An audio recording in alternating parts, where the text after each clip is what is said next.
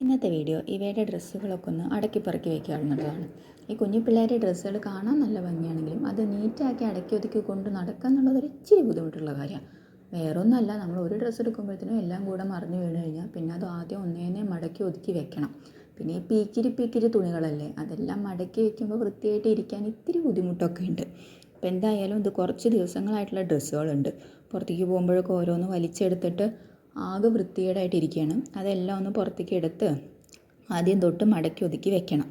ഞാനിവിടെ ഈ പണി ചെയ്യുമ്പോഴത്തേനും എനിക്ക് ഇവ വേറൊരു പണി ഇവിടെ ഒരുക്കി വെച്ചിട്ടുണ്ട്.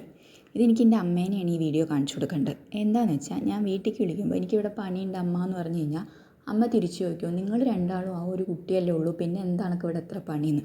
ഇതാണ് എനിക്കിവിടെ പണി. ഞാൻ എൻ്റെ ഒരു പണി ഒതുക്കി വയ്ക്കുമ്പോൾ അപ്പുറത്ത് എനിക്ക് ഇവ വേറെ പണി ഉണ്ടാക്കി വെച്ചിട്ടുണ്ടാവും. എന്തായാലും ഞാൻ ചെയ്തുകൊണ്ടിരിക്കുന്ന പണി കഴിഞ്ഞ് ഇനി എനിക്ക് മകൾ ഉണ്ടാക്കി വെച്ചിട്ടുള്ള അടുത്ത പണി ചെയ്യാൻ നോക്കട്ടെ. അത് കഴിഞ്ഞിട്ട് അടുത്ത പണി